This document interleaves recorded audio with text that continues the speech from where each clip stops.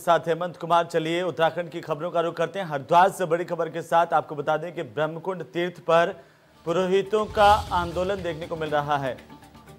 हर की पौड़ी पर आज से अनिश्चितकालीन धरना और प्रदर्शन यहां पर किया जा रहा है। ब्रह्मकुंड पर धरने पर बैठेंगे हरिद्वार के तीर्थ पुरोहित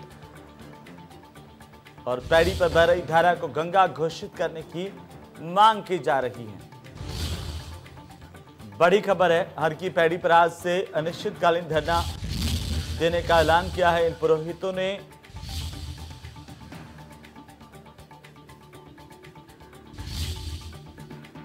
बड़ी और अहम जानकारी इस वक्त की, पुरोहितों का प्रदर्शन, ब्रह्मकुंड पर धरना देने की बात कही गई है।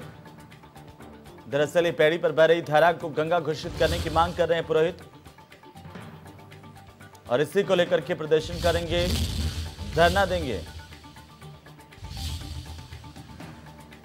हरिद्वार से बड़ी खबर है, ब्रह्मकुंड पर तीर्थ पुरोहितों का आंदोलन। आज से हर की पैड़ी पर अनिश्चितकालीन धरना देने का ऐलान किया है पुरोहितों की ओर से। कुछ पुरोहित यहां पर धरने पर बैठेंगे और इनकी मांग है कि पैड़ी पर घोषित धारा जो है उसको गंगा घोषित करें।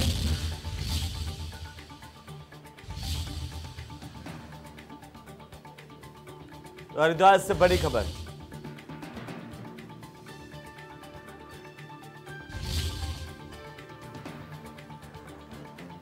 बड़ी और अहम जानकारी इस वक्त हरिद्वार से पैड़ी पर बह रही धारा को गंगा घोषित करने की मांग की गई है। इसी को लेकर धरना और प्रदर्शन।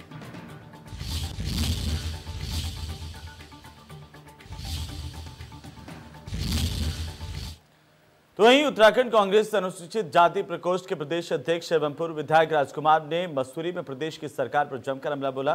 उन्होंने कहा कि प्रदेश की सरकार कोरोना संक्रमण से निपटने के लिए पूरी तरह से विफल हो चुकी है। साथ ही उन्होंने कहा कि लोगों को अस्पताल में स्वास्थ्य सुविधाएं उपलब्ध नहीं हो रही है। उन्होंने कहा कि सरकार की पोल तब खुल जाती है जब नेता प्रतिपक्ष डॉक्टर इंदिरा हृदयेश को देहरादून के मैक्स अस्पताल में अलग से कक्ष नहीं मिल पाया, न ही देहरादून में उनका इलाज हो पाया। इसके बाद उनको इलाज के लिए दिल्ली भेजा गया। ऐसे में आम आदमी को मिलने वाली सुविधाओं का अंदाजा लगाया जा सकता है।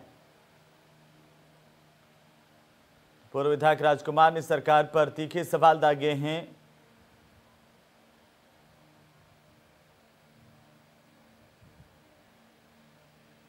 हजारों बेड का इतने फंड्स इनके पास आ रखे हैं, इतने सेंटर से फंड्स आ रखे हैं, स्टेट फंड है, लोगों ने अपनी इच्छा अनुसार फंड्स दिए हैं, लेकिन सरकार ने कोई सोच नहीं करी है। उन्होंने मरीजों को हवाले छोड़ दिया है। जितने भी कोरोना सेंटर बने हैं देहरादून में, आप सारे जगह की स्थिति ये देख लीजिए कि 200 मरीजों पे एक डॉक्टर है और वो भी डॉक्टर समय पर नहीं पहुंच पा रहा है। और वहाँ स्टाफ नर्स नहीं है, वहाँ सफाई की व्यवस्था नहीं है, वहाँ लाइट की व्यवस्था नहीं है, वहाँ मशीन लगी है और बहुत सारे उपकरण ऐसे लगे हैं जिनसे गरीब आदमियों की जांच हुआ करती थी और उनके जांच होने के बाद उनको दवाइयाँ रिटर्न की जाती थी, चाहे सीटी स्कैन हो, एक्सरे मशीन हो या पैर टूटने या हाथ टूटने का वो जो भी कार्य हो। आज सारे मरीज कोरोना के कारण बिल्कुल ठप पड़े हुए हैं। वो मशीनें सील हो रखी हैं, बंद पड़ी हैं। चलिए इसी बीच बड़ी खबर है, आपको बता दें कि बड़ी और महत्वपूर्ण जानकारी इस वक्त मिल रही है। इस वक्त की बड़ी खबर टिहरी के इलाके से, जहां पर गढ़वाल में आक्रोशित ग्रामीण हो गए। कीर्तिनगर ब्लॉक के चौरास इलाके से यह खबर है। ग्रामीणों का आक्रोश सामने आया है और इसके बाद आक्रोशित ग्रामीणों ने प्रदर्शन किया, जिसकी तस्वीरें हम आपको दिखा रहे हैं। कीर्तिनगर ब्लॉक में चौरास क्षेत्र में ग्रामीणों ने जमकर प्रदर्शन किया है। चौरास रेलवे निर्माण स्थल पर निर्माण कार्य को ग्रामीणों ने रोक दिया। रेलवे से रोजगार की मांग की जा रही है। ग्रामीणों का कहना है कि रेलवे का निजीकरण किया जा रहा है, रोजगार खत्म किए जा रहे हैं। इसी को लेकर आक्रोशित ग्रामीणों ने अब मोदी सरकार के खिलाफ हल्ला बोल दिया है।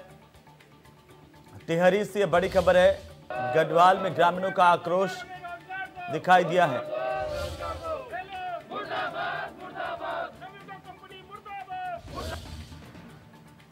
रेलवे से रोजगार की मांग की जा रही है। ग्रामीणों का कहना है कि ध्यान नहीं दिया जा रहा,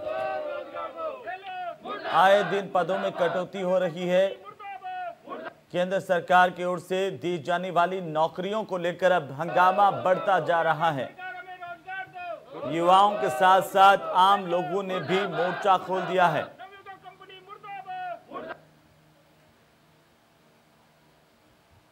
आक्रोशित ग्रामीणों ने यहां पर काम रोक दिया।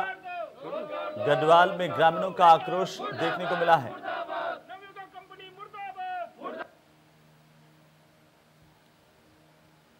कीर्तिनगर ब्लॉक के चौरास क्षेत्र में ग्रामीणों का हंगामा देखने को मिला।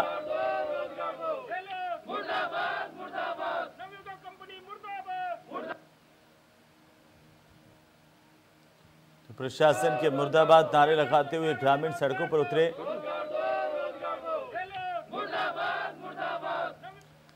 चलिए आगे बढ़ेंगे और इसी बीच चमोली के इलाके से बड़ी खबर है। आपको बता दें कि बड़ी और महत्वपूर्ण जानकारी चमोली से इस वक्त की, जहां पर राज्यपाल बेबी रानी मौर्य बद्रीनाथ पहुंची हैं। बेबी रानी मौर्य ने बद्रीनाथ मंदिर में पूजा की है। भगवान बद्रीनाथ की पूजा अर्चना की। सोशल डिस्टेंसिंग का पालन किया गया। राज्यपाल यहां पर मंदिर पहुंची थी, पूजा अर्चना की गई है। बड़ी और अहम जानकारी इस वक्त की ये तस्वीरें हम आपको दिखा रहे हैं। बद्रीनाथ की तस्वीरें जहां पर राज्यपाल पहुंची थी। यहां पहुंचने पर राज्यपाल को गार्ड ऑफ ऑनर दिया गया।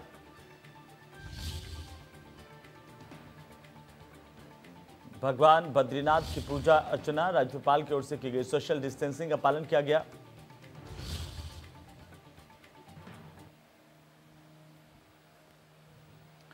चलिए आगे बढ़ते हुए इस वक्त की बड़ी खबर हम आपको बता दें। उत्तराखंड में कोरोना का कहर लगातार जारी और आंकड़े लगातार बढ़ रहे हैं। पिछले 24 घंटे में कोरोना के 878 केस सामने आए हैं। इस लिहाज से अगर हम देखें तो कोरोना मरीजों का आंकड़ा 40,900 के पार चला गया। वहीं एक्टिव मरीजों की संख्या 12,000 के पार हुई है। कोरोना से अब तक 491 लोगों की मौत हो चुकी है। ये बड़ी खबर है इस वक्त की। बड़ी और महत्वपूर्ण जानकारी यह है, उत्तराखंड में भी कोरोना संक्रमण के मामले लगातार बढ़ रहे हैं। पिछले 24 घंटे में कोरोना के 878 मामले सामने आए हैं। इस लिहाज से 40,900 के पार ये आंकड़े चले गए हैं।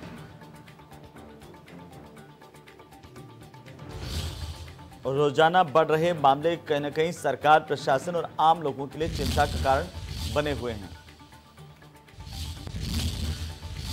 चलिए आगे बढ़ेंगे। एक और बड़ी खबर है। आपको बता दें कि सर्वदलीय और कार्य मंत्रणा की बैठक हुई है। बड़ी और अहम जानकारी, सर्वदलीय बैठक में सदन को एक दिन के लिए चलाने पर सहमति बनी है। सदन में प्रश्नकाल इस बार नहीं होगा। कोरोना के चलते कार्यस्थगन में जनहित के मुद्दे उठाए जाएंगे। ये जरूर सहमति बनाई गई है कि जनहित के मुद्दे सदन में उठाए जाएंगे, लेकिन प्रश्नकाल नहीं होगा। कार्यस्थगन में जनहित के मुद्दे उठाए जाएंगे। बड़ी खबर, एक दिन का सदन। सर्वदलीय बैठक में यह निर्णय किया गया। एक दिन का सदन चलाने का निर्णय सर्वदलीय बैठक में किया गया है। चलिए आगे बढ़ेंगे। समाजवादी पार्टी के नेता जितेंद्र मलिक ने सैकड़ों समर्थकों के साथ एक बार फिर से आम आदमी पार्टी की सदस्यता ले ली। उन्होंने कहा कि वे अपने घर वापस आए हैं और अब मजबूती से जनता के हित की लड़ाई आम आदमी पार्टी के बैनर तले लड़ेंगे। रुड़की की सैनी धर्मशाला में आयोजित कार्यक्रम में आम आदमी पार्टी के प्रदेश अध्यक्ष एस कलेर की मौजूदगी में जितेंद्र मलिक और उनके साथियों ने आम आदमी पार्टी ज्वाइन की। और इस मौके पर प्रदेशाध्यक्ष एस कलेर ने कहा कि जनता कांग्रेस और बीजेपी दोनों के मंसूबों को समझ चुकी है। अब जनता को पता है कि एक अच्छा शासन केवल आप ही चला सकती है। उन्होंने कहा कि दिल्ली इसका जीता जागता उदाहरण है। गरीब, मजदूर और किसान की लड़ाई सड़कों पर उतरकर लड़ी जाएगी, ये भी कलेर का कहना है।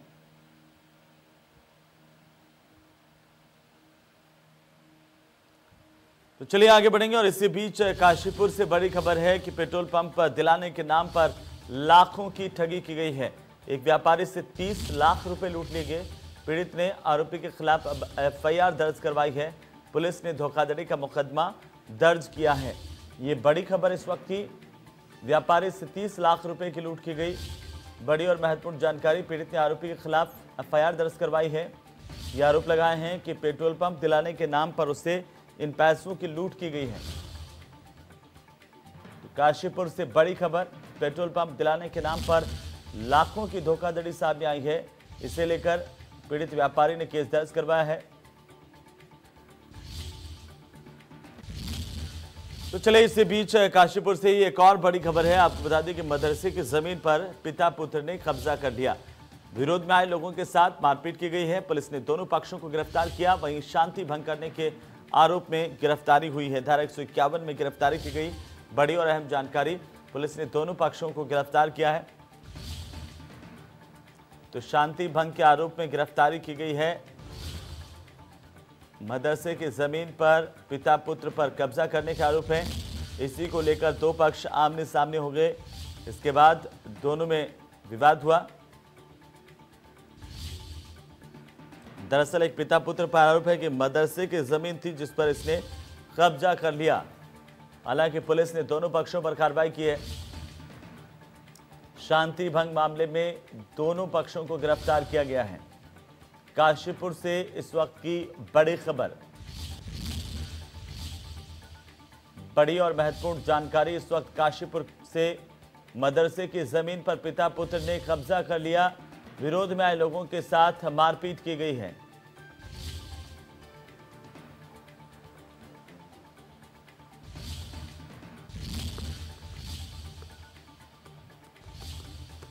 काशीपुर से बड़ी खबर है। मदरसे की जमीन पर पिता पुत्र ने कब्जा किया। इसी आरोपों को लेकर के दो गुटों में मारपीट हुई है और पुलिस ने दोनों पक्षों को गिरफ्तार किया है। मारपीट की घटना के बाद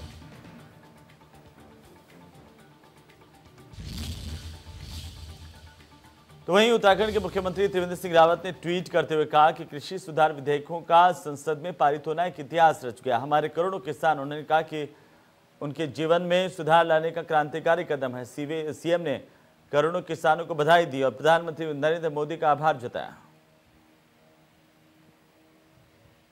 तो आखिरकार भारी हंगामे के बीच ये विधेयक पारित कर दिया गया। राज्यसभा से भी मुख्यमंत्री का ट्वीट है। हालांकि देश भर से किसान इस विधेयक के खिलाफ खड़े हुए हैं।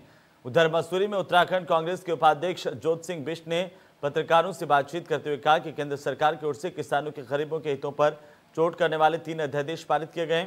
वर्तमान संसद सत्र में सरकार इन जन विरोधी अध्यादेशों को पास करवाकर उन्हें कानून का रूप देने का प्रयास कर रही है। अगर ये अध्यादेश कानून का रूप ले लेते हैं तो देश के किसानों को भारी परेशानी का सामना करना पड़ेगा। बिहार और केरल में न्यूनतम समर्थन मूल्य लागू न होने के कारण किसानों की दुर्दशा पूरे देश के सामने है। किसानों को न्यूनतम समर्थन मूल्य नहीं मिल पा रहा। अगर न्यूनतम समर्थन मूल्य प्रणाली समाप्त कर दी गई तो देश में किसान अन्नदाता का कर्ज का दर्जा बड़े अनाज व्यापारियों को मिल जाएगा और किसान भुखमरी के कगार पर आ जाएगा। केरल, जहां पर मिनिमम सपोर्ट प्राइस की व्यवस्था न होने के कारण वहां के किसान की बदहाली पूरा देश देख रहा है, लेकिन जो बाकी राज्य हैं वहां पे न्यूनतम समर्थन मूल्य फसल का मिलने के कारण किसान को नुकसान से बचाने का काम होता है। और ये व्यवस्था को केंद्र सरकार इन अध्यादेश के माध्यम से आज जो बिल लोकसभा में पारित हुआ उसको खत्म करना चाहती है। तो उसके बाद अनाज व्यापारियों का, बिचौलियों का राज होगा। मंडी व्यवस्था को अगर खत्म करेंगे तो किसान अपनी फसल कहाँ बेचेगा? वो फिर इन अनाज व्यापारियों के रहमो करम पर रहेगा।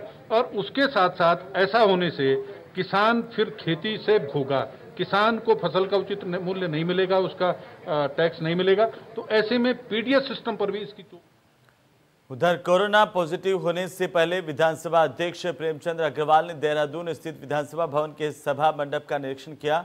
अग्रवाल ने कहा कि एनआईसी एवं सूचना प्रौद्योगिकी विकास एजेंसी के माध्यम से विधायकों को वर्चुअल जुड़ने की व्यवस्था की जा रही है। विधानसभा अध्यक्ष ने विधिवत सभा मंडप में इसकी टेस्टिंग भी की। उन्होंने कहा कि हर प्रकार से विधायक अपनी बात रख सकेंगे। ऐसी व्यवस्था बनाई जा रही है कि कोई भी सदस्य अपनी बात रखने से वंचित नहीं रहेगा। उन्होंने कहा कि हर विधायक को अपनी बात रखने का मौका प्रत्यक्ष अथवा वर्चुअल माध्यम से मिलेगा। अग्रवाल ने कहा है कि विधानसभा सत्र के लिए सभी तैयारियां पूरी की जा चुकी हैं। उन्होंने कहा कि कोविड-19 के प्रभाव से बचने के लिए सभी प्रकार की तैयारियां की जा रही हैं।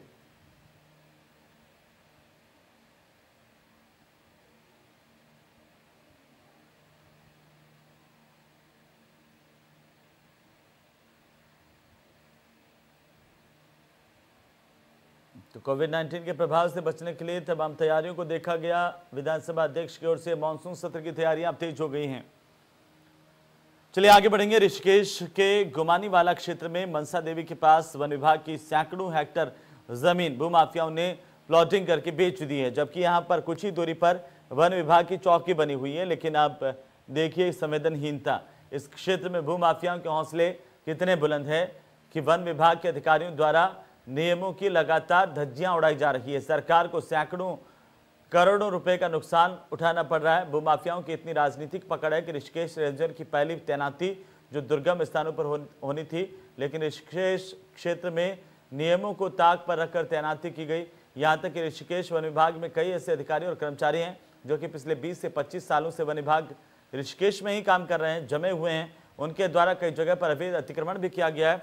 अधिवक्ता द्वारा जनहित याचिका दायर करने पर कुनाव गांव में सैकड़ों हेक्टेयर भूमि स्टाम्प पेपर द्वारा बेचने का मामला सामने आया कि वन विभाग की सैकड़ों हेक्टेयर भूमि पर कुछ राजनीतिक माफियाओं ने कब्जा करके करोड़ों रुपए में से बेच दिया, लेकिन वन विभाग को कुछ नहीं मिला। सरकारी जमीन का इस तरह से बंदर बांट का ये पूरा मामला वन विभाग के आला अधिकारियों पर कई सवाल खड़े करता है। क्या वन विभाग के अधिकारी भू माफियाओं से मिल गए हैं ताकि सरकार की तनख्वाह उठाकर सरकार के ही पैसे को चूना लगा रहे हैं? उधर टिहरी जनपद गढ़वाल के वरिष्ठ पुलिस अधीक्षक के आदेश के मुताबिक जनपद में मादक पदार्थों की तस्करी की रोकथाम के लिए अभियान चलाया जा रहा है, जिसके चलते देवप्रयाग विधानसभा के कीर्तिनगर ब्लॉक के कोतवाली कीर्तिनगर क्षेत्र के तहत चौकी दुगड़ा के चौकी प्रभारी मुखबिर की सूचना पर छापेमारी कर अवैध शराब फैक्ट्री का भंडाफोड़ किया गया। पुलिस ने मौके से अवैध अंग्रेजी शराब की 168 बोतलें बरामद की। अंधेरे का फायदा उठाकर शराब तस्कर भागने में कामयाब रहा। पुलिस ने तस्कर के खिलाफ मुकदमा दर्ज कर उसकी तलाश शुरू कर दी है।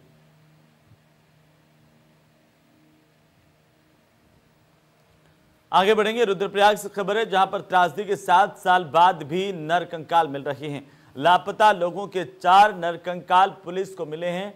पुलिस की खोजबीन अभियान में नरकंकाल बरामद किए गए। नरकंकालों की डीएनए सैंपलिंग करवाई जा रही है और मंदाकिनी सोन नदी के संगम पर अंतिम संस्कार किया गया। ये रुद्रप्रयाग की तस्वीरें हैं। 7 साल के बाद भी अब एक एक करके नरकंकाल इस इलाके से मिल रहे हैं।